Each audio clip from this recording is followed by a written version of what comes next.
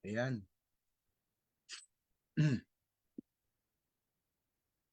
What's up mga ka-woke? Ito po ang inyong Tito Egay. Muli po nagbabalik para po ngayong taon 2024. Ayan. Magandang araw mga ka-woke, mga kabataan at pusong kabataan. Ako ang inyong gabay ngayong araw na ito. Dito po sa ating Woke the Talk 2024 Live Talk and Games. Yes. Alam naman po natin na ngayon po ay nagsisimula ang taon at bilang pagbubukas at pagsisimula, sinisimulan din po natin ang isang serye ng diskusyon. Ito po ay under sa topic na climate change, a human rights crisis in slow motion. Series po ito kasi lahat po ng episodes mula po ngayong January hanggang March ay ito po ang ating mga magiging pag-uusapan. Titilad-tila rin po natin at tatangkain po nating mabigyan po ng laman at linaw yung mga usapin po hinggil po sa climate, justice at saka sa human rights. Ito po ay isang masayang interactive at informatibong pag-uusap at may halong laro na inilaan po natin para sa ating mga kabataan at sa mga may pusong kabataan. Yan po. Sana naririnig po ako ng maayos, ano? Daldal na ako ng daldal dito.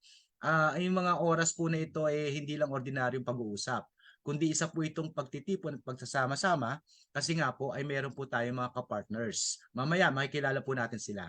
Kung saan ang bawat isa po sa atin ay maaaring makiisa at maging bahagi ng kakaibang karanasan dito po sa Walk the Talk 2024 Episode 1. Ang Walk the Talk Episode 1 po ay live stream tuwing Sabado ng buwan. Hindi lang po pala Episode 1, kundi ang ating serye ay tuwing Sabado ng bawat buwan. Alas 4 po ito ng hapon sa Facebook, kaya naman maaari po ninyong panoorin ang buong kaganapan dito po sa ating page sa Task Force Detainees. Hanapin lang po ang @Task Force Detainees.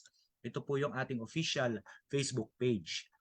Mayroon po tayong panawagan sa lahat po ng mga kasapi, lalong-lalo na ng Youth for Rights at gayon na rin po sa mga kapartners natin at mga kakampi, ang ating mga ka-woke sa iba't ibang mga organization. Ito po ang inyong pagkakataon po upang ipakita ang inyong suporta sa pamamagitan po ng pagbabahagi po na itong ating live sa inyong mga social media accounts. I-post po ang ating video at gamitin ang hashtag na hashtag WalkTheTalk2024 para po makatulong po kayo sa promotions at pagpapalaganap. At para maging bahagi sa ating pangunahing gawain. Ano po yon? Ito po yung pagmumulat o yung pag-raise ng awareness ng ating mga maaaring makapanood sa atin.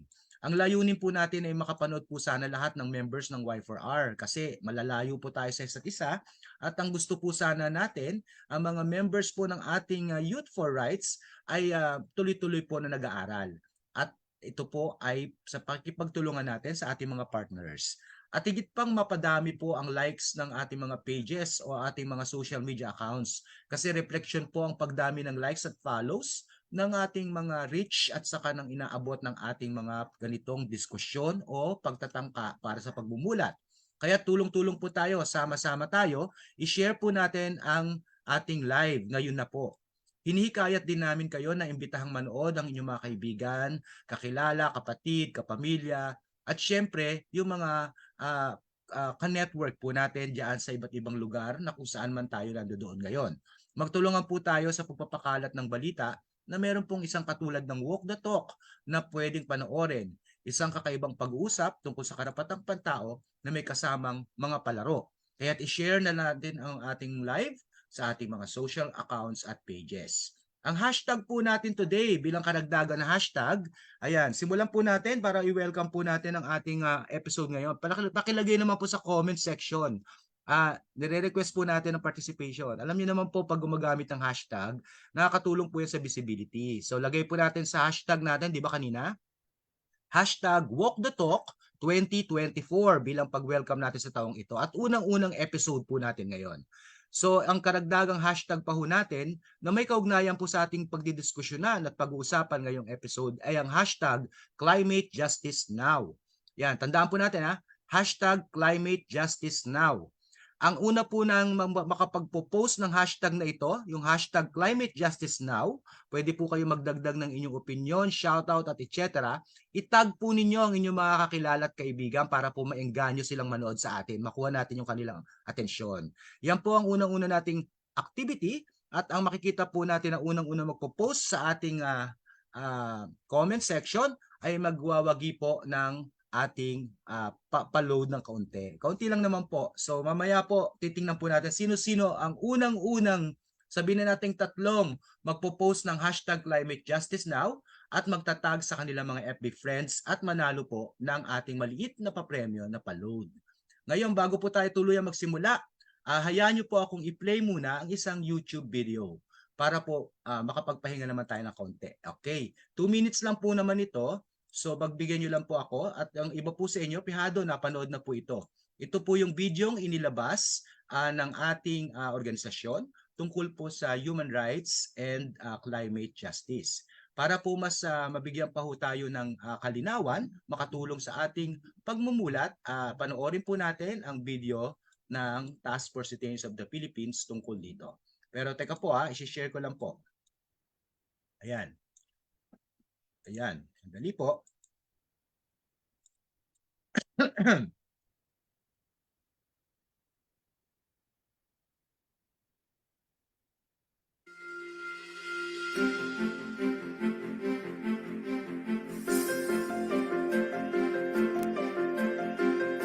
Expectations, clean, safe, healthy environment, and people taking action, people caring for the earth.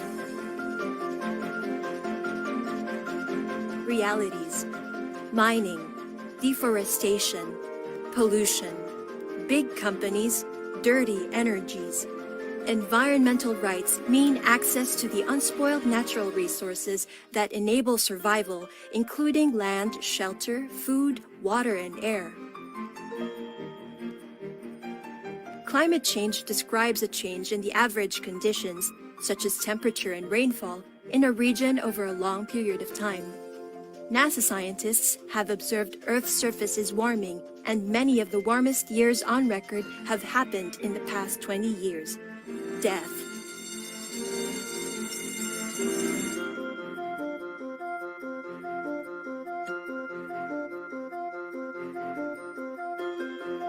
Hindi pa huli ang lahat. May magagawa tayo. 1. Awareness. People made aware of the right to environment, the realities of climate change, and government and corporations' obligation. 2. Youth taking action. Sama-samang pagkilos para sa kalikasan. 3. Government protection. Putting climate change at the platform for election. We need leaders that will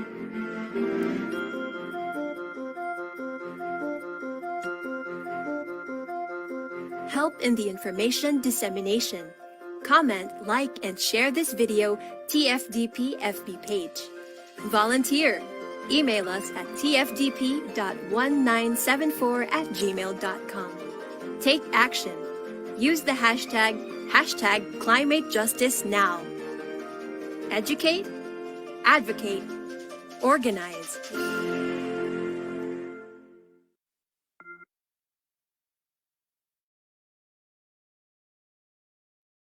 Yun, educate, advocate, organize. Sama-sama po tayo uli sa ating panawagan o sa ating sinisimulan uli ngayong 2024 na hashtag Climate Justice Now. Ayan. Yung pong video ay available po sa TFDP YouTube channel. Ang pangalan po ng Task Force Citizens of the Philippines YouTube channel ay TFDP Online. I-share ko po mamaya sa comment section yung pinaka link ng video para mas matulungan rin po ninyo kaming palaganapin itong video na ito na maikli lang naman at maaari makatulong sa atin, educational. Ayan, tayo po ay nasa episode 1 ngayon. Ang title po natin ay May Kate Tayo, Karapatan sa Kalikasan para sa Kinabukasan. Totoo ba na may K nga talaga tayo para sa kalikasan? Ang topic po natin ngayon ay tungkol po sa karapatan na para sa isang malusog na kapaligiran. Nagpahayag po ng isang napakahalagang anunsyo o napakahalagang resolusyon at pinagtibay ng United Nations General Assembly ang karapatang ito. Sa isang makasaysayang hakbang, opisyal na itinanghal ng United Nations ang isang malusog na kapaligiran bilang pangunahing karapatang pantao. Ito po ay noong nakaraang July ng nakaraang taon. Ang pangyayaring ito na idineklara ng United Nations Environment Assembly ay nangangahulugang isang lumalaking pag-amin sa inseparable na o hindi mahihiwalay na ugnayan ng malinis at matibay na kapaligiran at ang kagalingan ng mga individual at komunidad sa buong mundo. Ang karapatan sa isang malusog na kapaligiran ay sumasaklaw po sa ideya na ang bawat tao po ay may likas na karapatan na mabuhay sa isang kapaligirang sumusuporta sa kanila pisikal, mental at sosyal na kagalingan. Ang karapatang ito po ay labas sa konsepto ng pangangalaga sa kalikasan na nagbigay diin sa kritikal na papel ng isang maunlad na kapaligiran sa pagtataguyod ng iba't iba pang mga karapatang pantao. Kabilang po ang karapatang mabuhay, karapatan sa kalusugan, at sapat na antas ng pamumuhay. Ang pagunlad po na ito ay naglalarawan ng kolektibong pangako o collective na commitment na itaguyod ang isang pandaigdigang kamalayan na naglalagay sa pangangalaga sa kalikasan sa gitna ng advokasya sa karapatang pantao. Sa ating pagharap sa mga komplikadong hamon ng pagbabago ng klima, polusyon, pagkasira ng biodiversity, ang pagtanggap sa karapatan sa isang malusog na kapaligiran ay magiging isang makapangyarihang tagapagpabilis para sa pagtataguyod ng mga praktikang ito na makakalikasan at pagkakaroon ng maayos na buhay para sa kasalukuyan at lalong-lalo na sa ating mga susunod na henerasyon.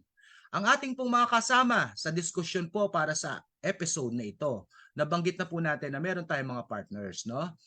Tawagin na po natin, ano? Meron lang po ako i-share bago ko sila tuluyang ipakilala sa inyo. Sandali po ayan, sandali po. Meron lang po akong visuals na ipapakita para mas matulungan pa po ako na may pakilala sa inyo yung ating mga panauhin o yung ating mga kapartners. Ayan, sandali. So, ito pong ating mga kapartners ay galing po sa hanay ng mga kabataan. Tingnan nga po natin. Ayan, kita na po ba? Tingnan natin dito sana. Minomonitor ko din po sa ating live, sa aking cellphone, kung kita yung ating visuals. Ayan. So, para po sa kaalaman ng lahat, ang unang-una ko pong babanggitin o papakilala para sa ating, ayan, pinipindot ko, ayan. Sa ating mga panauhin o kasama ngayon, ang grupong Young Bean o Young Bataeños for Environmental Network, Environmental Advocacy Network. Ang Bataeños, teka po ako po ay nahihirapan sa aking script. Ayan. Ang Bataeños for Environmental and Advocacy Network o Young Bean ay isang patunay po sa lakas ng kabataang may determinasyon at kolektibong aksyon sa pangangalaga ng ating planeta o ng ating mundo. Sa pangunguna po ng kilusang ito ay may mga taong determinado na itaguyod ang isang matatag na hinaharap para sa kanilang rehiyon.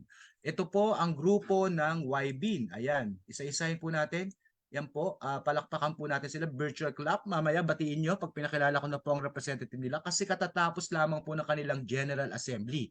Ito po ay Second General Assembly ng grupong YBean o ng Young Bataeños Environmental for for Environmental Advocacy Network. Ito pa po yung ilan nilang mga activities. Marami po silang mga ginagawa. Bibisitahin nyo po lang yung kanilang Facebook channel o account at makikita po ninyo yung iba-iba pa nilang mga activities. Kasama rin po natin ngayong araw na ito, mula rin po naman sa isa pang grupo ng kabataan, ito naman po ang Kabaro. Ang Kababaihang Bataeño para sa Kalikasan. Ayan, sahin ko lang po yung aking script para po hindi tayo magkamali. Ang Kabaro o Kababaihang Bataeño para sa Kalikasan, Karapatan at Pagbabago. Yan po yung buong pangalan ng Kabaro. Makikilala po natin siya maigi mamaya kasi yung kasama nga natin ay hihinga natin ng pagpapaliwanag patungkol sa kanilang organisasyon. Ito po ay nakikisa at naninindigan laban sa diskriminasyon, pang-aabuso, ito man ay maging sexual, physical, economic, political at psikolohikal para sa ito sa mga kababaihan. Kaya ang pagkakaalam ko po, sa pangalan pa lang, sila po ay concerned din o nag-advocate din para sa kalikasan. Buksan na po natin ang kanilang mga camera at tawagin para makilala natin. Una, mula po sa YBean, si kasamang Lay. Ayan, Lay. Buksan po natin ang ating camera at saka ang ating audio, ang ating mic. Ayan si Lay. Opo. Bati ka muna, Lay. Bate. Sa Kamusta? kalukasang hapon po sa inyo. Yan, okay lang naman po yun kasalukuyan po. Tatanong po sa aking boses na ako ay may ubot sipon. Siguro Nako. po dahil climate crisis ngayon. So, apologies po, medyo humihina po ang aking signal dito sa Mahina ang signal ni Lay, ano? Pero at least nakita natin kung nasa si Lay. Ayan. Siya ang ating kasama mula po sa YBIN. Kasama rin po natin si Jade. Si Jade naman ay mula sa Kabaro. Bati tayo, Jade. Yan, hello sa ating mga kabaro. Isang mapagpalayang araw sa ating lahat. Ako si Jade Carlin mula sa Kababaihang Bataeño para sa kalikasan, karapatan at pagbabago. Kamusta? Kamusta? Ganito nung kinukuha ko yung mga picture, syempre nagnakaw ako ng picture sa mga accounts niyo para ilagay doon sa PowerPoint, ano? Nakita ko marami mga pictures doon. Pero syempre kapos yung ating time para ipakita lahat, ano? Pero baka dagdagan mo ng kaunti, Jade. Ano ba yung kabaro? Para mas mapamiliarize ulit yung ating mga kawok ngayong araw na ito. Yan. So ang kabaro po ay binubuo ng mga multisektoral na mga kababaihan dito sa Bataan. So meron po tayong mga kabataan, mga nag-aaral na kabataan at pati na rin yung mga out of school youths. Meron din po tayong mga mangingisda, mga manggagawa, ayan, at saka yung mga kananayan po natin. Kasama po natin yan sa kabaro. So mainly ang ginagawa po ng kabaro ay naglulunsad po tayo ng mga kampanya na patungkol po sa pag-address dun sa mga nangyayaring diskriminasyon sa mga kababaihan at ganoon na rin sa mga issue no na tumatapak sa karapatan ng mga kababaihan. Yan, salamat Jade. At mamaya yung mga tanungan natin, ididugtong natin no, sa kababaihan. Bagamat dapat sana sa Marso pa, no? Pero hindi naman kaya namin pipigilan kung paano mo yan ililink doon sa ating usapan ngayong araw na ito. Si Lay. Actually, pwedeng tulungan ka rin ni Jade no, sa pagkakaalam ko. Mukhang nahihirapan yung kanyang connection. Pakilala mo naman ng maigi yung YBIN. Actually, nakadalo kami ni Gerbert doon sa General Assembly ninyo nitong nakaraang linggo. Kaya baka pwedeng dagdagan natin ng kaunti. Ano nga ba itong YBIN? Lay? Nahirapan si Lay. No? Bukod sa may sipon at ubo nga siya, mahina pa yung internet. Ayan. Mukhang hindi tayo naririnig ni Lay. hello po, audible po ba? Ayan. Dinig ka, dinig. Na po ng Nalaglag. Nalaglag si Lay. Jade, mute ka. Unmute mo, unmute. Ayan, Kuya Egay. Siguro, tulungan ko si Lay kasi ako rin po ay isang member ng Young Bean. So, ang Young Bean po or Young Bataeños for Environment Advocacy Network ay organisasyon po or network ng mga kabataan na naglulunsad po ng hustisyang pangklima. So, marami tayong mga aktibidad na nagre-raise ng kampanya natin para sa kalikasan. At syempre, dinudugtungan natin yan ng kung ano ba yung karapatan natin. Diba? So, kasi connected yan na sa kalikasan may mga, kung merong pagkasira sa kalikasan, may natatapakan din karapatan or human rights natin. So, yun, Ayan. maraming inilulunsad, no, ng mga kampanya ang Young Bean. At nung nakaraan lang po, yun, sinabi nyo, nagkaroon nga ng General Assembly. At naging matagumpay naman ito. At yan, shout out sa lahat na naka-attend ng General Assembly kasi may mga kasamahan po tayo sa Young Bean at sa Kabaro rin na nanonood sa ating Facebook Live. Yes, congratulations nga pala sa ating mga ka-YBIN. Nahirapan po ang ating kapatid na si Lay, ano? Si Lay ay bahagi ng Council of Leaders kung di ako nagkakamali. Tama ba, Jade? Oo, yan. At saka ikaw, no? Bahagi ka rin ng officers ng YBIN. Yes po. Basa lang tayo ng kaunti ng ating mga kawuk, no, na nasa comment section. Watching from Columbio, Sultan Kudarat po. Columbio Multisectoral Ecology Movement o CMEM Incorporated. Siya po si Shai Saligan, Ali Enolilang. Ayan, virtual clap po kay Shai. Salamat at nanonood po si Shai, ano. Welcome po sa ating Walk the Talk. Si Shell Liza, ito ba si Joshel?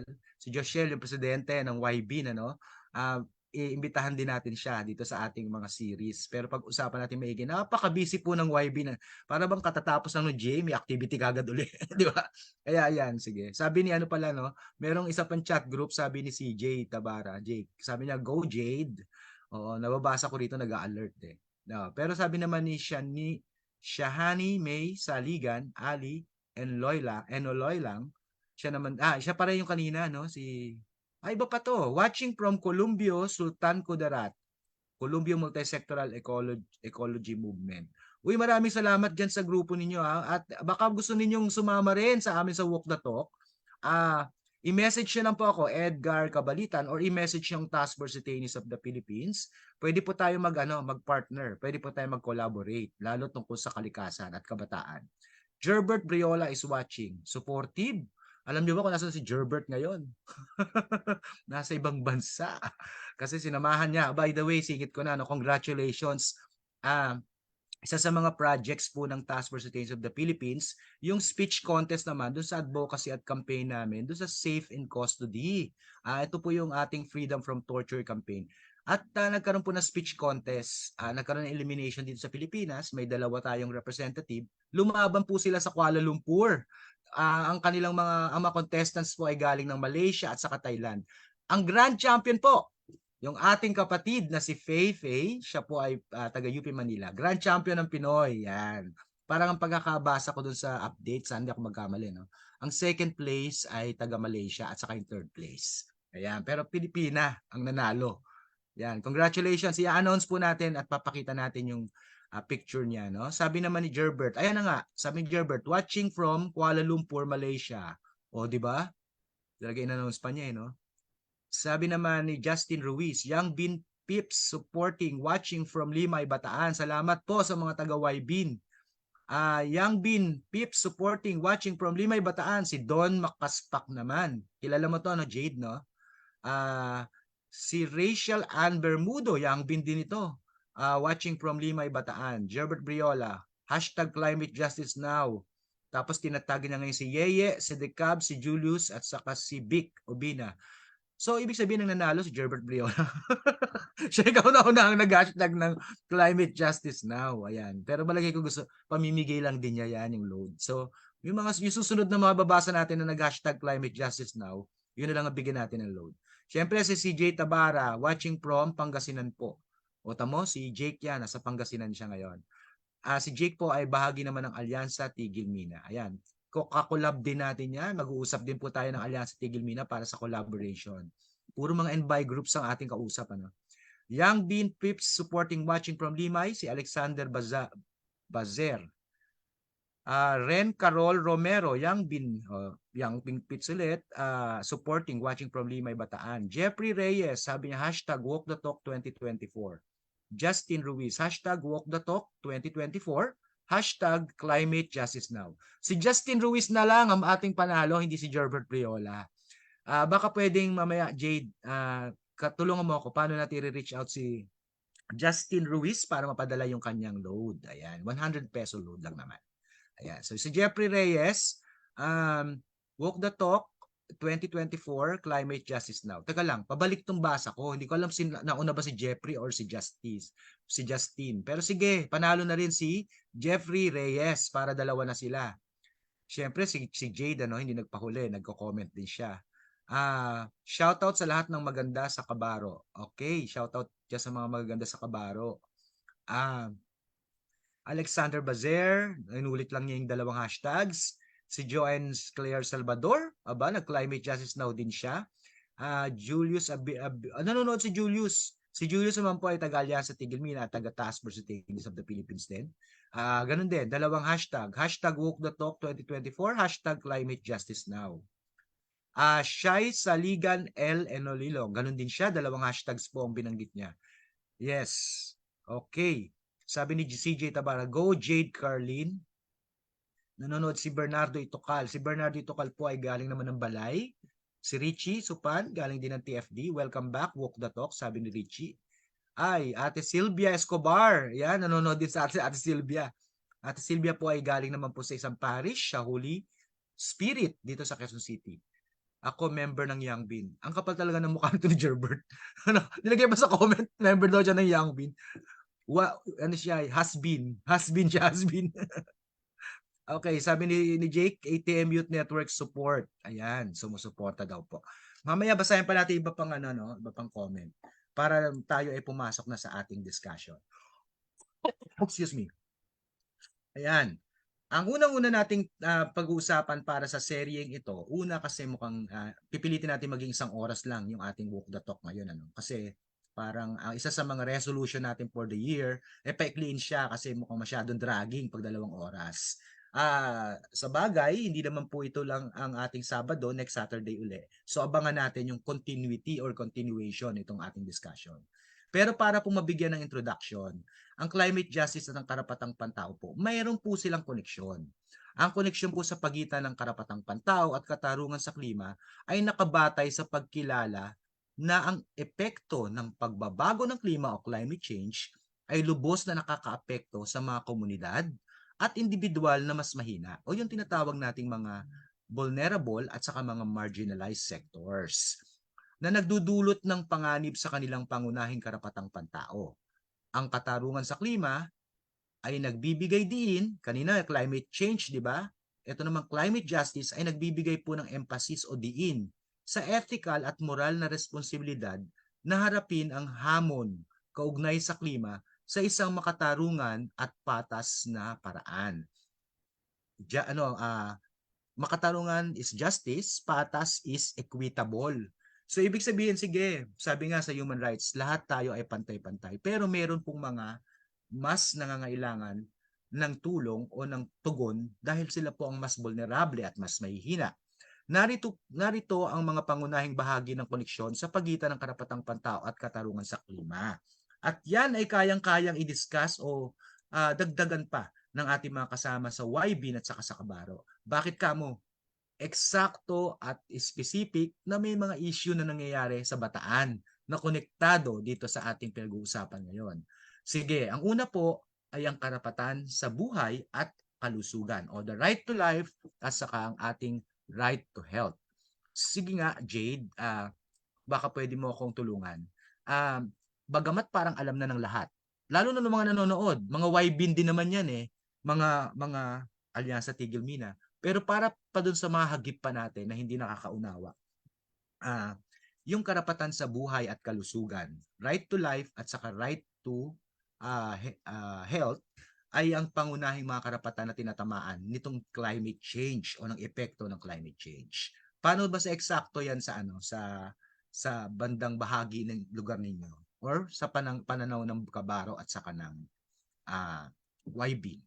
Sige Jade, please. Ayan. So, kung dito po sa atin, sa pananaw ng Kabaro and sa Young Bill, actually, okay na po sila, hindi lang po siya makapag-open ng camera. Baka dagdagan niya na lang rin yung sasabihin ko. Mm. So, ayun, sa right to life and right to health natin, syempre, crucial na usapin yan dito, kung dito sa Bataan. Especially na sa Bataan ay meron po tayong coal-fired power plants at may banta sa pagre-reopen ng nuclear power plant na kung titingnan natin na ang mga coal-fired power plant ay malaki ang ambag sa carbon emission na nakakapagpalala ng crisis natin sa klima or sa climate change na meron tayo. So yun, nakikita natin na meron talagang threat or meron talagang pagdumog doon sa right to life and right to health ng mga tao dito sa Bataan dahil sa mga ganong uri ng mga proyekto. Oo. At saka pamilyar ako dun sa ilang sa mga insidente ng naapektado ang kalusugan, ano? Kalusugan muna tayo, no? Doon sa mga malapit, asang bang bahagi yung coal power plant diyan sa lugar niyo? Saan bahagi mismo ng Bataan?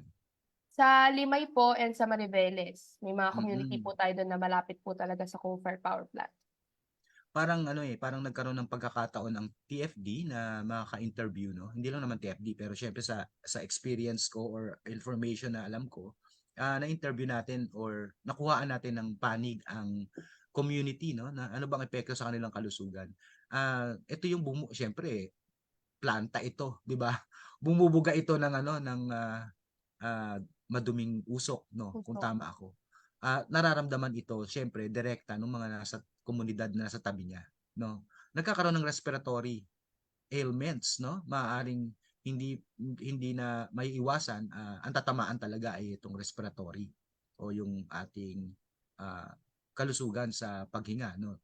Ang dinudumihan niya ay yung hangin, no? Mm. Tapos nasasagap ng mga mamamayan diyan sa paligid ng coal power plant. At yan ganyang kwento ay hindi lang yan aplikable sa inyo, no? Aplikable ito sa iba pang mga lugar kasi dito daw sa Pilipinas ay hindi lang naman nasa Bataan ng coal, 'di ba? Ang coal power plant, 'di ba? Hindi lang naman nasa Bataan ang ganitong insidente. Marami pang iba pa. Tapos meron pa akong isa pang hindi ko lang maalala. Tulungan mo ako, Jade, ano? Yung mga mangingisda, no? Hmm. Yung ating mga mangingisda diyan sa area ng Bataan ay apektado rin itong mga galawang ito, no, ng ano. Mhm. Kanina kalusugan. Ito naman kabuhayan na, livelihood. Mhm. Ah, narinig mo ba yung kwento, Jade, na yung tubig daw na dati ay napapangisdaan ng maayos o nakukuhaan ng mga yamang dagat ay unti-unti na nagbabago. Pangalawa ay kinakain nito yung shore, no? Lumalapit na Yes. lumalapit yung sinasabi ba nilang sea level rise, no? Yes. O rise ng sea level. Kinakain na yung mga ah, pangpang na kung saan ay nandoon ng tirahan ng ating mga mangingisda, no? Yan ba narinig mo na sa kwento ng mga pangisda o ng mga grupo natin diyan ng ano, mga fisher folks? Yes, actually po Kuya Egay, may Oo. mga na-encounter tayo ng mga mangingisda, especially sa Cabarro, may mga mangingisda tayong kababaihan. And yun, naikukwento nga nila na ang hirap ng ang huli ngayon, mahirap ang huli ngayon. Papaunti ng papaunti, tapos dumadalang din yung paglaot nila dahil sa papalakas na bagyo, madalas sa pag-ulan, at malakas yung hangin. And ayun, totoo rin po yung sinasabi nyo na yung sea level rise dahil nga sobrang init, natutunaw yung mga yelo natin, tumataas yung level ng tubig. Yung mga communities natin na nakatira sa coastal areas ay naapektuhan. Kaya kapag umulan, malaki ang posibilidad na bukod sa masira ang kanilang tirahan dahil karamihan din ay hindi afford yung debato or sementado na bahay, di ba? Karamihan din sa kanila ay nalulubog or inaabot ng baha. At bukod pa doon Kuya Egay 'no, may mga experience din yung mga mangingisda natin na nakita talaga nila habang lumalaot sila na ang tubig dun malapit sa planta ay kumukulo. Um, Talaga? Mm. Oo, dahil bukod pa sa sobrang init ng klima natin ngayon, Mm. dumadagdag Mm. pa yung init na, parang ine-excrete nung planta. Kaya Mm. makikita mo na talagang kumukulo and alam natin, sinasabi ng mga mangingisda natin na kapag mainit ang dagat, hindi mabubuhay ang mga isda. Hindi sila pupunta sa lugar na mainit. Pupunta sila dun sa lugar na malamig. Kaya, mas lalong lumalayo yung, lugar na Mm. pangisdaan nila. Imbes na Mm. dati na malapit sila sa coal, nakakapangisda sila dun before magkaroon ng planta dun, ay mas lalo silang lumalayo. So dagdag gastos pa sa kanila, dagdag na pagbili ng krudo na kailangan nila para dun sa pagpapaandar ng bangka.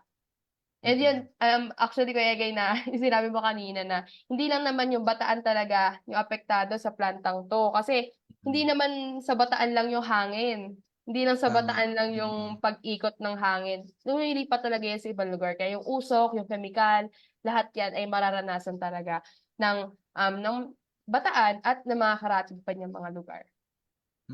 Saka bukod pa dun ano, 'di ba binubuga niya at yung binubuga niya ay dirty ano, 'di ba? Energy or Mm, mm. dirty ano, nasisira doon sa dumadagdag pa uli doon sa emisyon natin ng ano, ng carbon na mas Mm. lalong sumasalanta doon sa ating ano, nagbibigay ng ano 'no, ng tawag ng binabalot niya yung atmosphere, nagdudulot ng matinding pag-init at pagbabago nga ng klima. Ah, ito pong pagbabago ng klima po ay nagko-contribute po sa labis na climate change, ika nga. Pagtaas po ng antas ng dagat, yung sinasabi kanina pa natin na sea level rise, tama ba ako? At mababago po ang ating ecosystem. Naaapektuhan po siya. Maaari pong direktang banta sa karapatan sa buhay o kaya sabihin na nating dahil sa pagkakasakit at pagkasira ng kalusugan, dulot ng kagutuman at lalong kahirapan, dugtong-dugtong po ang karapatan para sa buhay. Lahat po ng yan maaaring ikamatay, di ba? Ikaw ay uh, sawi po ng maraming mamamayan. Yung po mismong bagyo o yung iba-ibang ano na lakas no, Jade no, iba-ibang lakas na ng bagsak ng mga sabihin na nating natural disaster, kumikitil po ito ng maraming buhay. So pag sama-samahin mo po ng lahat ng 'yan, yung karapatan sa buhay po ang talagang tinatamaan nitong issue ng climate change. Ang mga mas mahihinang populasyon pa po o yung sinasabi natin kaninang mga marginalized at saka mga vulnerable sectors, communities, countries, sa totoo lang. Kaya ang usapin ng ng climate justice ay hindi lang po sa komunidad. Ito po ay usaping global, pang buong mundo at pang lahat ng bansa. Kasi ang apektado talaga ay yung mga mahihinang bansa. Mamaya po, dugtungan natin ng kaunti yan. Ano? Pero mas mataas po yung panganib kasi na kanilang maaaring abutin o maranasan. Kabilang po dyan kasi syempre yung binabanggit na nating matinding pag-init, sakit na dala ng nitong climate change, ruhan sa pagkain. Kaya papasok po tayo doon sa karapatan naman po sa pagkain. Ayan, apektado. Nababanggit na kanina, lalo ang mga kababaihan, mga kananayan, at ang mga kabataan, sila po yung mga rektang na apektuhan din, tinatamaan ng epekto sa pagkain. Actually, lahat, di naman lang naman talaga sektor. Kaya lang, dala ng kakulangan nga po, sabihin na natin sa resources, mas lalo pang nagugutom at imbis na mabusog at saka malusog, 'di ba? Ang karapatan sa kalikasan ay nag-uusap ng kalusugan. Dapat malusog, 'di ba? Dapat sustainable na environment. Hindi po dadanas ng ganyan or masisira yung ganyang mga karapatan ng mamamayan dahil na rin dito sa climate change.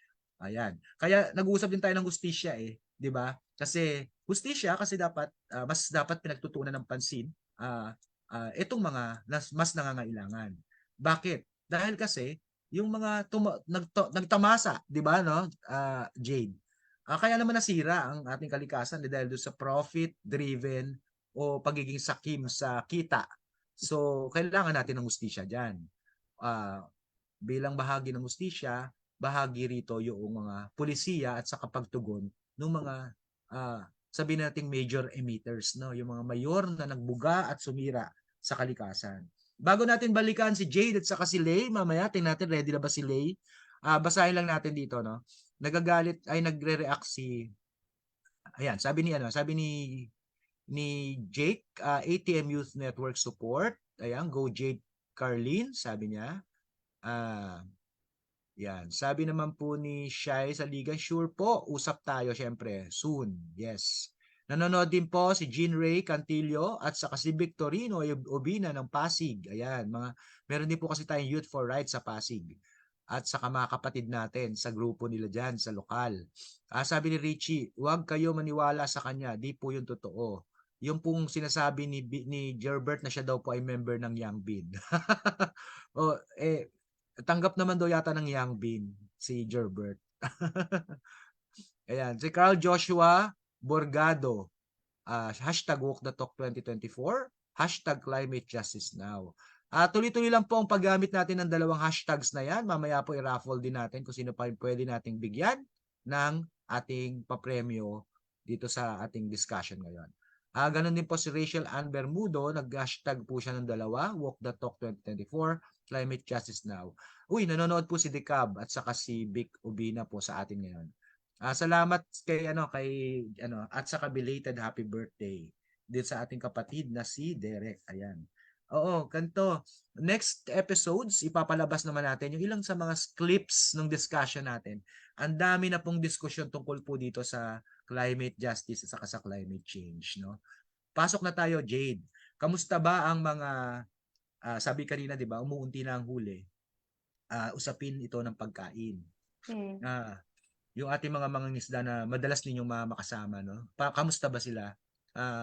Anong kabuhayan nila ngayon kung sakali? Ayun, actually last time Kuya Egay, nung napunta kami dun sa Mariveles na malapit nga sa coal plant, naabutan namin no na nagkakaroon ng problema sa huli ng mga mangingisda. Wait lang po nalulubog yung laptop. Wait lang po, 1 second. Sige. Habang hinihintay natin ulit makabalik si Jade, tuloy-tuloy po ang ating may tanong na naman po tayo para po dun sa ating medyo si Lay, baka kaya mo namang mag-on. Ayan, si Lay na. Kuya Jay, yan. Rinig na po ba ako? Yes, yes. Pasensya na po sa technical problems. But anyways po, isa po sa mga laban po na kinakaharap po ng mga mangingisda patungkol po sa pagkain. Last time po nagkaroon po kami ng ocular visit sa Lamau, kung saan po nandun po yung coal plant. At marami din po mga mangingisda doon. Isa po sa mga testimonya po ng sa mangingisda doon na si Capred, ang lagi niyo po sinasabi sa amin, noong mga unang panahon daw po, lumalaot sila ng maaga, aahon pa raw po sila ng umaga, nasa nasa 10 kilo na raw po yung mga nakukuha po nila mga isda. Pero ngayon po, lalaot po sila ng madaling araw, tapos ahon na po sila ng hapon. Minsan po wala po, minsan po 1 kilo lang. E yung mga bang isda po natin ay doon po sila umaasa ng kanilang panghanap buhay. So isa po talaga itong malaking usapin, hindi lang po sa mga bang isda, pati na rin po sa mga magkasaka din po talaga din natin. Tapos, ayun po, Kuya Eddie, kaya sobra po nakakalungkot kasi paano na lang po yung mga maliliit po na mga individual, na mga ordinaryong Pilipino na sabihin po natin mga si Catherine po nasa around, sabi na po nasa 60 plus na siya, 70 plus na siya. Yung mga ganong edad po ay nakakalungkot man pong isipin na o tanggapin, pero malabo na po na makapagtrabaho pa po sila sa mga malaking kumpanya. Kaya din po sila umaasa sa mga biyaya po na nagbubula po sa karagatan. So, isa po yun sa mga malaking hamon na patuloy po ipinaglalaban din po ng mga kabataan ng Young Bataan for Environmental Advocacy Network. Tamo maiba tayo ng kaunti. Kamakailan lang, di ba? Madalas kasi itong si Gerbert, nag-uuwi ito ng mga daing at saka ng mga tuyo. Kasarap man ba ng seafoods? Ako mahilig sa seafoods, no? Ito ba ay nakakaapekto sa presyo ng bilihin diyan? Nagbabago ba ang kasi 'di ba ang sabi nila pag bumababa ang supply, nagmamahal din ang presyo. O hindi kaya ng mga mangingisdang itaas ang presyo kaya lugi talaga sila. Kamusta ba ang presyo ng bilihin ng mga seafoods diyan sa inyo? Yun po Kuya Edgar, sa napapansin ko po kasi pag umuwi din po ako ng Pampanga, ang madalas po sinasabi sa akin ng mga Kapampangan, uy, masarap yung tuyo dyan sa Bataan, masarap yung tapa dyan sa Bataan, masarap yung isda dyan sa Bataan. Kaso sa kanila po mismo pa nanggagaling yung testimonya na, kaso nakakalungkot lang na kapag nagpupunta kami sa lugar ng Orani tsaka Saman, ang mahal na ng isda kumpara sa dati na nakakabili kami ng ganitong presyo, pero ngayon madalas dumodoble na. Kaya po, ang problema din po nun, since dumodoble na po yung presyo, di na po na a-afford ng mga ordinaryong mamamayan, limilit din po yung kita ng mga mangingisda. O kaya po minsan gusto man po nila magtaas kasi nga po sobrang liit na po ng mga nahuli po nilang isda, pero the reality po na mataas po yung benta, pero mataas po yung presyo, pero wala na po bumibili. Kaya ang tendency po ay nilalagay po nila sa mababang presyo. Ay, Jade, nalaglag si Jade kanina pero baka kaya. Pagka gusto mong pumasok ka, sabihin mo lang. Pagka gusto mong magdagdag. Ito pa, may kaugnay pa na isa pang issue. Bagamat pasensya na po mga ka-wok, masyado pong maraming mga issue at usapin dito sa mga sektor na binabanggit natin. Pero gusto po kasi natin pakita na ugnay-ugnay at dugtong-dugtong itong mga pinag-uusapan natin. Reclamation. Ang ano ba yung kwento na yan, Jade? Naririnig po. Hindi natin palalalimin, pwede natin pag-usapan sa mga sunod na episode. Pero itong mga mangingisda natin, di ba? At saka itong kadagatan, apektado ng reclamation. Ano ba yung issue na yan, Jade? May kaugnayan din yan sa kabuhayan, di ba? Sa kabila ng may climate change, may problema tayo sa climate change. Sige. Yun na nga Kuya Egay. Talagang patong-patong-patong na siya. Kasi bukod sa climate change or climate crisis na meron tayo, bukod sa malapit sila sa coal-fired power plant na naapektuhan din yung pangingisda nila, maapektuhan din sila ng reclamation dahil ang Bataan din po ay nasa paligid nga ng Manila Bay. At kung narinig po ninyo yung term na Manila Bay Reclamation, yun po yun. So, dahil nga tinatambakan or hinuhukay, kasi kambal yun, di ba? Dump and fill yun, yung seabed quarrying and yung reclamation. Kapag nagukay sila ng dagat, itatambak din nila sa Pampang or kung saan pa man nila gusto i-develop or kung saan nila gusto tambakan dun sa ating pangisdaan. So dagdag pa na pasakit sa mga mangingisda natin dahil wala sila lalong mapaglalautan or mapangingisdaan na area. So isa pa yon, isang dagdag pa yon sa threat sa right to food natin, na bukod sa papaunti na nga yung huli ng mga mangingisda natin dahil sa climate change na meron tayo, na dahil dumadalas yung pag-ulan, hindi sila makalaot, tumataas yung bilihin. Siyempre, dagdag to na magiging threat sa food security na meron tayo, no? Kaya ang issue talaga ng mga mangingisda, yung mga nabanggit na issue mula kanina at saka yung ngayon, yung reclamation, yung issue na yun na hindi lang issue ng mga mangingisda, kundi issue rin para sa atin dahil natatapakan or naapektuhan yung right to food natin dahil banta siya sa food security ng ating bansa. Yeah, paano na ba yung ating mga paboritong mga sabihin na natin mga lamang dagat o mga yamang dagat na nagmumula sa Bataan, ano? Ito yan ang problema natin dito sa ating ano eh. Dudugtong mo pa, no? Pero baka sabihin na ng ating mga manonood, masyado ng bitter si Kuya Egay. Dugtong mo pa ngayon sa charter change. Hayop, Oo, di yung ba? pa, dumagdag pa. Talagang hindi na sila nanawa, no, Kuya Egay? Oo. Pero kaya ako Pambihira binabanggit, yan. hindi para palalimin pa yung diskusyon, ano? Marami pa tayong panahon para discuss pa natin ang hiwalay at palalimin yung tungkol sa charter change.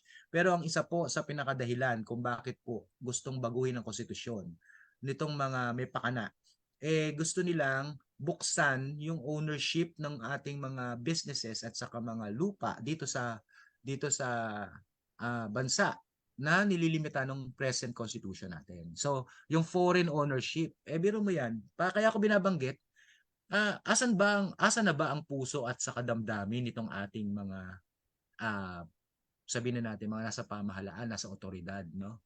Kung ang mga patakaran at mga ginagawa nila, mga pulisiyang kanilang ini-introduce at ipinipilit, isinasalaksak sa mamamayan, katulad ng mga nababanggit mo na.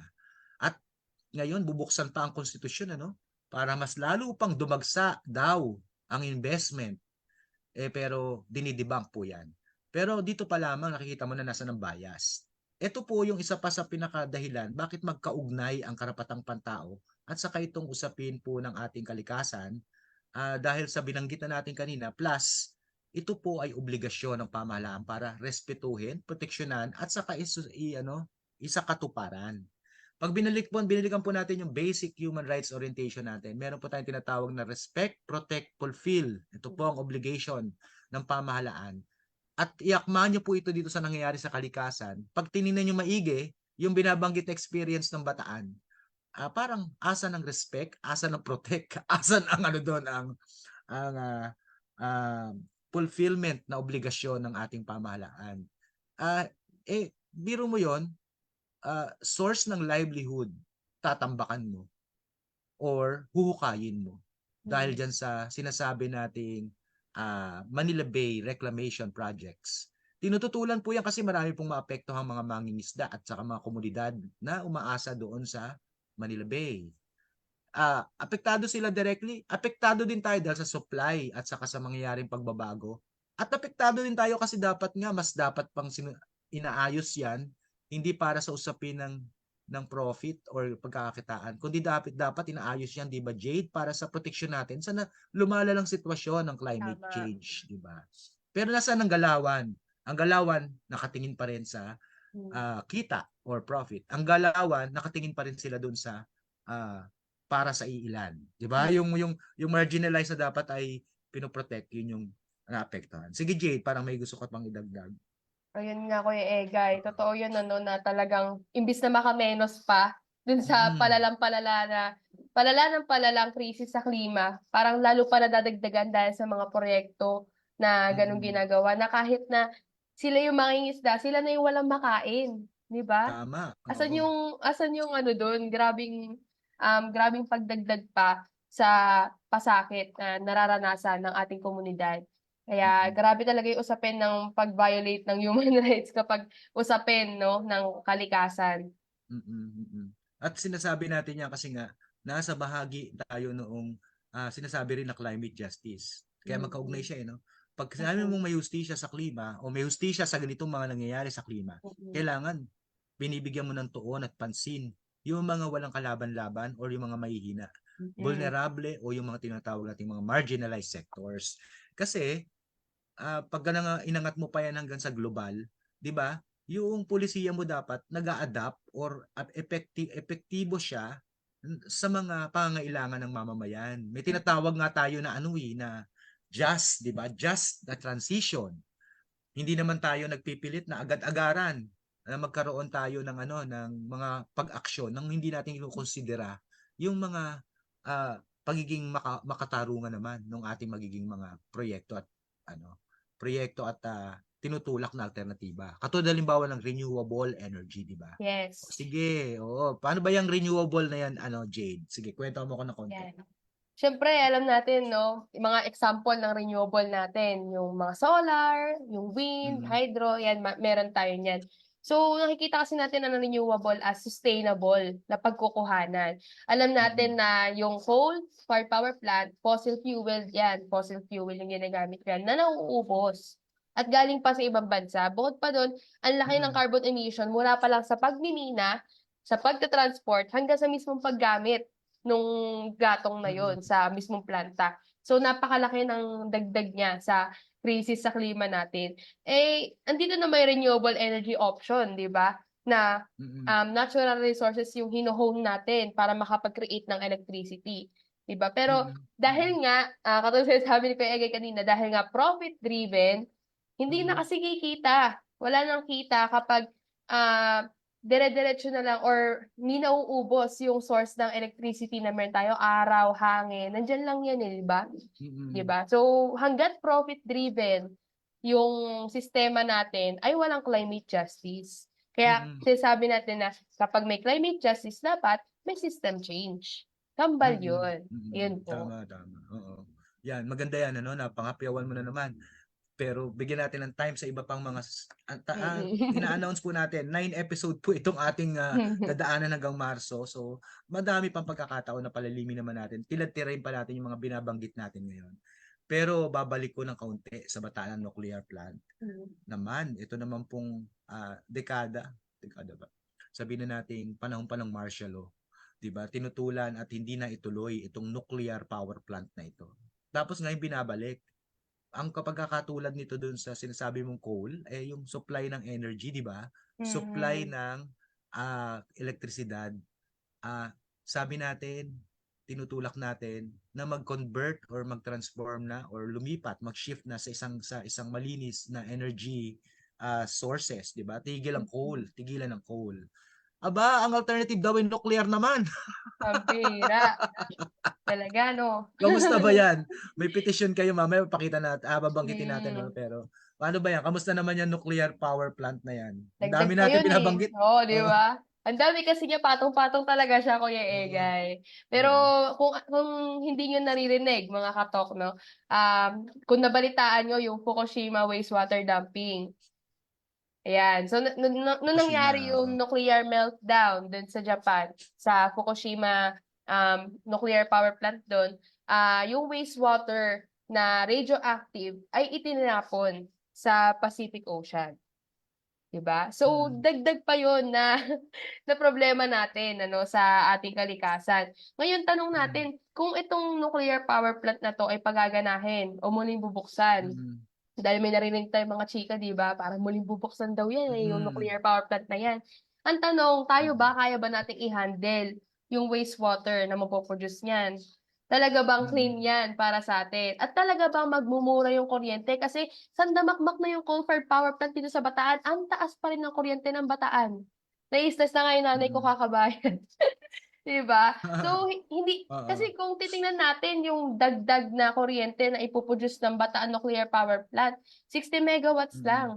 Pero ilan na Mm. yung planta na meron dito sa Bataan na coal na naapektuhan yung mga Mm. mamayan at dadagdag pa 'tong nuclear na 'to na maapektuhan na naman po ang mga mamayan. So, dagdag pa sa'kin Mm. talaga siya at dagdag din siya na problema siyempre sa klima natin dahil miminahin din 'yan yung uranium na ipanggagatong sa isang nuclear power plant. Minimina rin 'yan, galing rin 'yan sa Mm. ibang bansa, ita-transport din 'yan, may carbon emission pa rin po sa process. Kaya hindi Mm. talaga siya magiging clean, 'di ba? So, hindi talaga siya sagot, hindi siya sustainableng sagot para sa krisis na meron tayo sa ating klima ngayon. Ayan, sige, palalalimin po natin yung tungkol sa nuclear power plant, pero pag napansin ninyo, bagamat parang sinabi nga ni Jade, parang patong-patong at dugtong-dugtong na mga issues, parang overwhelmed, no? Pero yan po kasi ang karapatang pantao. Ang karapatang pantao po ay interrelated o magkakaugnay. Ayan, Mhm. hindi natin mapaghiwa-hiwalay. Sila po ay ang mga karapatan po mula po sa karapatan sa buhay, pagkain, kalusugan, at iba pang mga karapatan. Kasama na rin po dyan ang karapatan sa pagpapahayag, karapatang mag-organisa, karapatang um, magkaroon ng hustisya, karapatan natin na magkaroon tayo ng pantay na pagturing sa korte, karapatan nating mag-access sa justice. Lahat po ng karapatang yan ay magkakaugnay-ugnay. At yun po siguro ang magandang makuha natin kung bakit ang dami-daming issue dinudugtong-dugtong natin. Bukod pa po doon, yan po ay lahat ay may kaugnayan sa kalikasan. Kasi mismo ang Bataan Nuclear Power Plant ay nakasituate. Ang alam ko ang isa sa mga malaking reason ba't hindi yan matuloy-tuloy, delikado yan, lalong-lalo na sa mga taga-Bataan. Tama. Pagka sa luma na yung equipment na yan, luma na yung ano na yan, yung planta na yan, gagastos na naman. Hindi na nga yung pumasa noon. Ngayon gagastos na naman yan, babudget na naman yan para i-renovate. Sigurado, renovation yan. Kasi hindi mo naman pwedeng pakinabangan yung sabihin na natin mahigit sa ilang dekada ng tawag natin yung facilities Mhm. na hindi ka nag-aalalang delikado, di ba? Yung kanyang stability. Pero anyways, maganda makapagkwentuhan pa tayo na maigi tungkol dyan.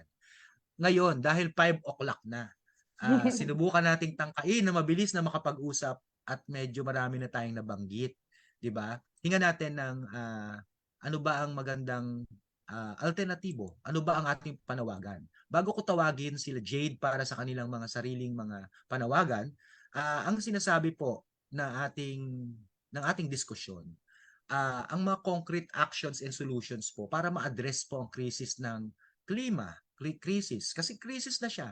Kaya nga ang sabi po ng ating serye ngayon ay climate crisis na po yan at yan ay human rights crisis din. Dapat yung mga polluters po may pananagutan.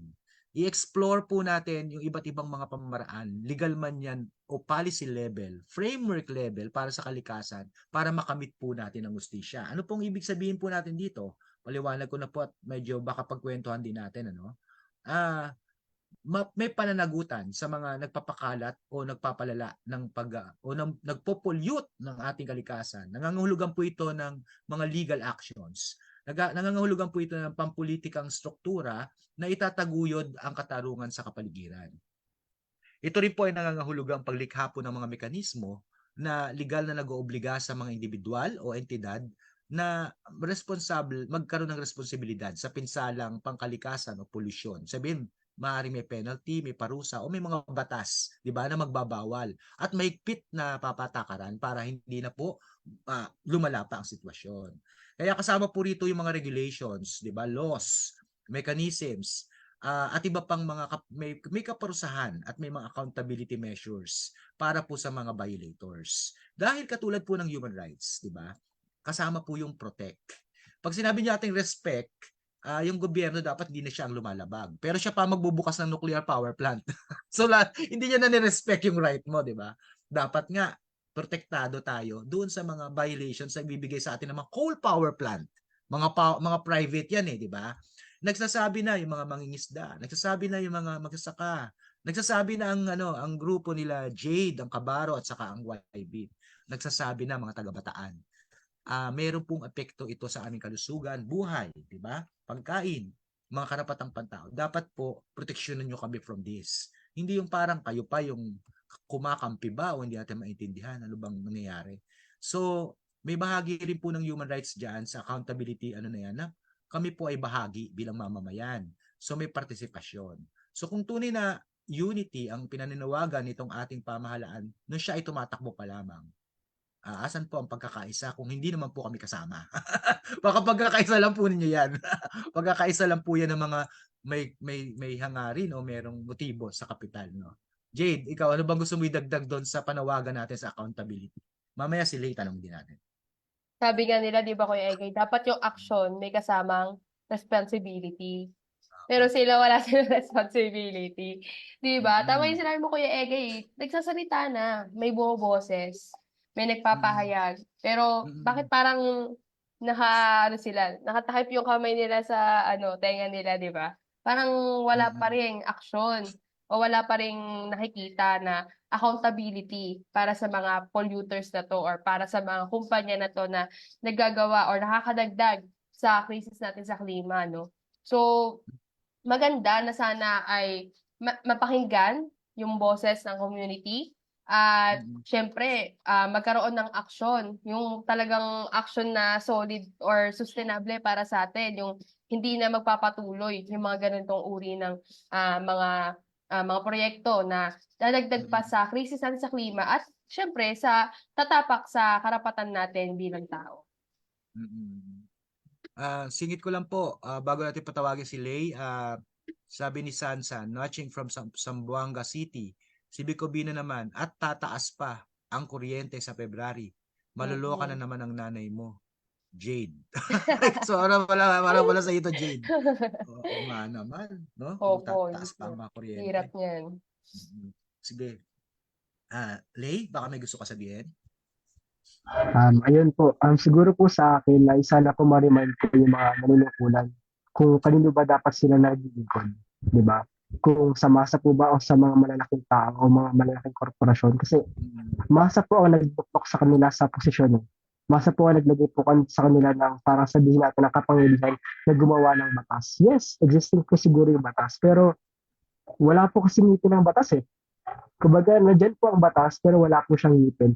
And we need more leaders po talaga na kaya, hindi lang po kayang magawa ng batas kasi everyone can make po eh. Pero hindi po lahat ng mga nauupo sa pwesto ay kaya pong ipaglaban. Yung mga mas maliliit na komunidad na nahihirapan po at patuloy po na nagkasakripisyo para na po sa sinasabi nga po kanina din ni Ate Jade na mga profit-driven na mga proyekto. So, sana po ma-remind po yung mga nasa pwesto kung sino ba dapat yung binibigyan nila ng pabor, kung sino ba yung dapat nilang pinapakinggan, kung kung yung mga programa po ba na ginagawa dapat nila ay para po ba dapat kanina. So it's more of like redirecting yung pinaka focus sa paggawa ng proyekto na para po dapat sa masa, para po sa mamamayan, para po sa mga ordinaryong Pilipino. Yun po. Yes. Dalawa po idudugtungan ko lang yung sabi ni Lay. Magandang example din pala no. Yung sa mina, sa pagmimina no. Na kung saan imbis na sa halip na proteksyonan tayo sa mga sabihin na nating malalaking mina, mining company. Ang nangyayari pa, tinutulak pa nila yung tinatawag nating mga tax holidays o yung mga exemption sa mga taxes. Samantalang itong mga babayad ng mga korporasyon na ito ay kulang pa nga para doon sa epekto na dinudulot ng kanilang mga aktibidad, yung pagkasira ng kalikasan. Pero again, panibagong topic po yan, nabaganda lang na nasabi natin. So nasaan yung proteksyon? Nasaan yung respeto, proteksyon, at fulfillment ng ating rights kung ang ating pamahalaan ay parang halatang-halata naman na bias doon sa mga malalaking korporasyon. Ganon din po rito sa usapin ng klima. Habang tinutulak natin sa climate justice na magkaroon ng mahigpit na mekanismo para magkaroon ng mga batas na sinasabi nga ni Lay ay walang ipin. But napakadami na po ng batas. Ganon din po sa karapatang pantao. Pero yung pagpapatupad, parang hindi yata maayos. Kaya po, nawawala ng ipin yung batas. Pero subukan mo tayo ang pinagbintangan ka pa lang na lumabag sa batas, kahit hindi mo man tunay na ginawa, kulong ka kaagad. Samantalang sila, di ba? Pero maganda yung walang ipin, kasi ang ipin po ng batas, para po sa akin, idudugtong ko na lang, parang pagsasara ko na rin po. Yung pong paglahok ng ating mamamayan. Kasi bali wala po ang mga batas kung hindi rin po natin yan itutulak at bibigyan ng ngipin. At tayo po yung ngipin, yung pagsasama-sama po natin. Ganun din po yan maging sa human rights laws. Sabi nga nila, ang ganda nun. Ang hirap, parang walang ipin ng batas. Kasi batas lang yan, sulat, papel, nandyan lang yan. Pag hindi mo ginamit, wala lang yan. Pagka hindi inimplement at hindi dahil may pinapaboran, bali wala lang yan. At ngayon babaguhin pa nga ang charter natin. Babaguhin pa ang konstitusyon para mas lalo pa yatang lumala ang sitwasyon. So, ipin po natin diyan ang mamamayan magkaisa, magsabi po at magpahayag. Tuloy-tuloy pong makilahok, makisama dito po sa ating mga aktivismo, advokasya at sa ating mga uusap-usap at pagsasama-sama ng ating mga komunidad. Tuloy-tuloy po ang educate, pag-organize natin at pagte-take po ng action. Next next episode, pagka ready na po yung ating petition. Actually may petition ng ang grupo nila Jade para dito sa usapin ng BNPP. Pero hindi muna natin i-share siguro by the following days, tulong-tulong po tayo sana. Pagka pinanawagan po natin yun para sa signature campaign, sana sumama rin po tayo, no. Sige po. So, para po sa recap natin, hanggang 5 o'clock lang, tinangka ko po tapusin ng 5 o'clock, no. Maraming salamat dun sa ating mga batuhan ng mga punto. Pero angat na angat po, magkaugnay ang karapatang pantao at ang usapin po ng climate justice. Parehas po sila po ay tumitingin o dapat na nagbibigay ng pagpapahalaga doon sa sinasabing equitable, hindi ho equality, kundi equitable. Equitable kasi sino po ang mas nangangailangan, sino mas vulnerable, anong mga komunidad at sektor ang mga dapat na bibigyan natin ng tulong at tuon at emphasis doon sa ating proteksyon, di ba? Yun po ang binibigyan natin ng halaga. Sabi nga nila doon sa description nila, kung ang mga mayayaman ay kaya pong lumikas ng agad-agaran, may sapat na resources para maghanap ng safe na lugar at syempre hindi magugutom basta-basta.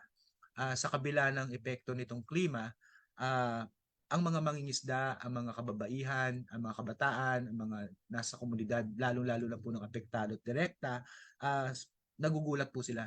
Binibigla sila ng mga trahedya at sila po ang mga madalas na nabibiktima at namamatay. Kaya ngayon pa lang po, nagsasalita na ang ating mga komunidad para po sana tumulong po na magkaroon po ng solusyon na hindi po maganap ang mga sakuna na at saka mga pagkapatay at pagkamarami pang mga apektado nitong climate change, no. Lalong-lalo na yung mga bigla-biglang bagyo. Ngayon nga tag-init Ibig sabihin yan, mas lalong hihina ang mga maapektuhan ng ating mga sakahan, di ba? Produksyon ng pagkain, etc. etc. Yan po ang nakikita ko po na pwede ko pa idagdag sana dun sa naging usapan natin. Last na po, para lang po sa panawagan, Jade, ano bang panawagan at kampanya ng Kabaro? Idamay mo na rin kung meron iba pa ang YB. Sige.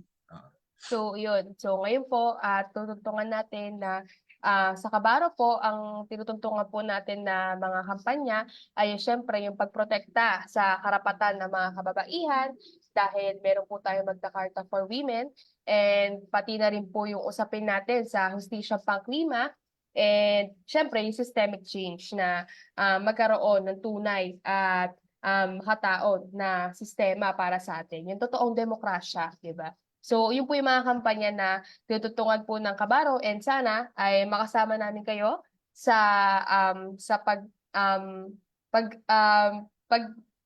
sana makasama namin kayo sa kampanyang ito. Yun na lang. Yes. Mabuhay ang mga kababaihan, ano? Virtual clap po para sa ating kapatid na si Jade. Mayroon pa tayong mga madadagdag na mga kasama by next episode, pero kakausapin natin yung grupo nila Jade kung pwede pa silang maging kasama natin hanggang sa iba pang episode, no? Pero maraming salamat sa Kabaro, Jade. Ayan, virtual clap naman po dyan sa ating mga kawok. Ngayon naman tawagin natin si Lay. Yan, hello po. Yan. Sa Young Bill naman po, kasalukuyan yung ginagawa po ng Young Bill ay bumulat po natin yung mga kabataan. Kasi mga kabataan po yung mga nag-aaral. So, naniniwala po kami na ang kabataan po ay parte po sa social. Hindi na po sila parte ng kinabukasan, kundi parte po sila ng kasalukuyan. Kaya po naniniwala po kami na ang role po ng kabataan po sa sitwasyon po ng climate crisis at ang pakipaglaban po para po sa karapatang pantao ay isang malaking po talaga kontribusyon patungo po talaga sa equitable na future nga po na gusto po natin. So, ang gusto din po tulad po ng sa Kabaro, dahil po naniniwala po ang Young Bill na ang problema ay nakaugat sa sistema, gusto po natin ng pagbabago din po talaga sa mga sistema. Gusto din po talaga natin ng systemic change na kung saan po ay nakabate po ito sa boses po ng masa, nakabate po ito sa pag-aaral. Since ang ang pinaka-tutungan po ng Young Battalions for Environmental Advocacy Network ay mga research. So nagkakandak po ng mga research ang kasama po natin sa Young B. Nagkakandak din po tayo ng mga iba't ibang uri ng pag-aaral. Umattend po tayo sa mga forums ng mga paralegals kung saan naniniwala po ang Young B na ito po ay isang magiging malakas na sandata na kapag tinanong po tayo ng ibang tao tungkol sa mga pinaglalaban natin, ay may sasagot po tayo. Kasi tulad nga po ng lagi sinasabi din ng mga kasama natin sa Young Team, madali po maging matapang, pero mahirap po maging matalino. At kapag matalino ka po at alam mo yung pinaglalaban mo, mas lumalakas po yung boses na mayroon ka. So yun po. Mm-mm. Ayan, maraming salamat din kay Lay, Virtual Club, sa ating kapatid mula po sa YBIN, o itong ating youth organization sa Bataan na nakatutok po sa environmental advocacy. Isa po silang network, sabi nga nila.